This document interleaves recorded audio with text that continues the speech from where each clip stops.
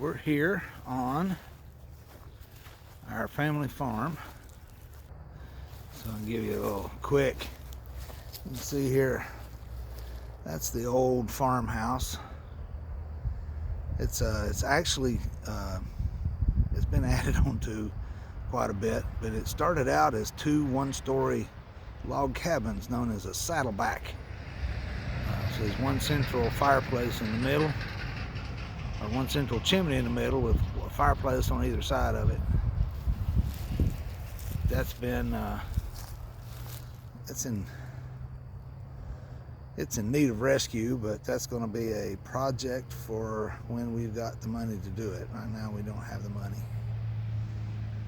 The idea is to start a tree nursery. We've got lots of, altogether the property is about 200 acres. And of that 200 acres, farmable land is probably about 80 acres of it. The rest of it's forest. It's on the side of Clinch Mountain over there. We're in the buds in what I like to call South Central Appalachia. So, and there's the old house. There's this giant tree. That tree was old when I was growing up playing in it. There's the old storehouse, we call it, because it was my grandparents this is sort of towards the end of the Depression had a store there and actually lived in the back of the store. There's the barns. There's a horse and cattle barn, and then there was a tobacco barn over there that is just sort of, I guess it's a cattle barn now because we don't grow tobacco anymore. But got a lot of work here to do. I want something. This is my retirement, more or less. I'm going to be 60 before too long. 59 will be my next birthday, and then 60 is right after that. And by the time I'm 60, I'd like to be farming full time. But what do you grow? I mean, you can't grow tobacco here anymore. Cattle. I don't mind animals. I grew up with them, but they tie you down. You gotta even a dog and a cat.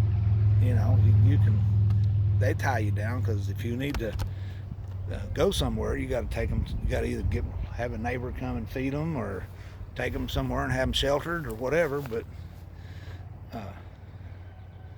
so don't want to do animals. So that leaves growing stuff. Not a huge profit in vegetables. Looking at and a lot of work for these vegetables. Large agricultural, I need to hold that up higher, don't I? Large agricultural operations pretty much got all of that tied up. I mean, you could do a market garden, sell local. But again, it's a lot of work, awful lot of work, with not a lot of time off. You think you're just growing stuff in the summer, and you're not. You may have a few weeks off in the winter, but once from growing season starts, you're on it. You got to take care of everything, make sure everything's watered. So I'm thinking trees. Been studying native trees and perennials. Everything from walnuts and chestnuts to rhubarb. Rhubarb is a perennial. Who knew?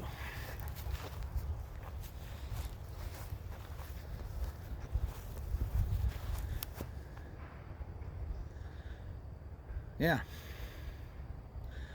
So I've got about 80 acres of land that I can do a whole lot with. We've got, again, we've got a lot of forest. Some of it's accessible by road.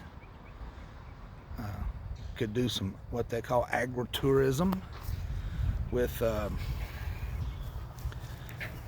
campsites, and oh, we've got a piece of tin loose on the barn over here. So this old property has it stopped being a farm when tobacco went away. As you couldn't, with tobacco you could just about make a living with tobacco and growing your own vegetables and raising steers and not a lot of people did sheep back in those days, but I mean you could just about make a living. I mean it was tough. You had a lot of work to do, but you could make it happen. Not anymore. So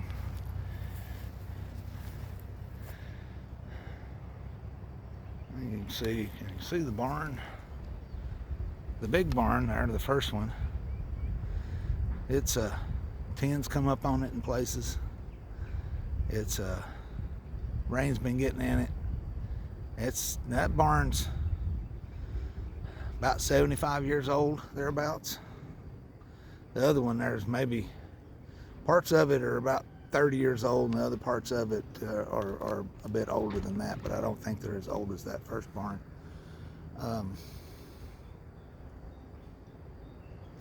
Just it needs work, and it takes money to do these things. So how do you make money on a farm?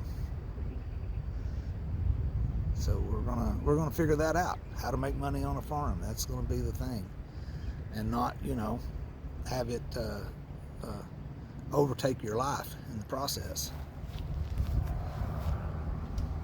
So farming efficiency and farming profitable crops that don't require as much attention as gardens.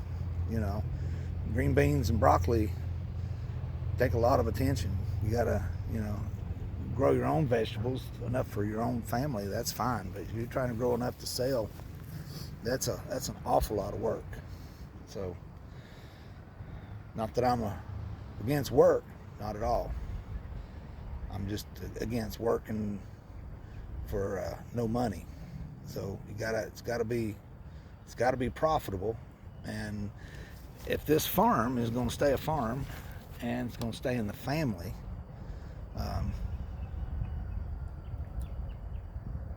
there's grandkids coming up that are growing up. They've got a claim on this land when the time comes. But only if it can stay a farm. So this piece of land has got to sustain itself and sustain a family working it. Otherwise, it might as well be carved up into subdivisions. So we don't want that. We want a farm. I want a farm. This farm. I want this farm, and I want this farm to succeed and be a farm for generations to come.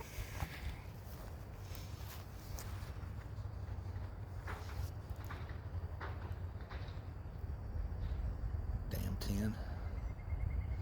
We'll get that fixed eventually. Yeah.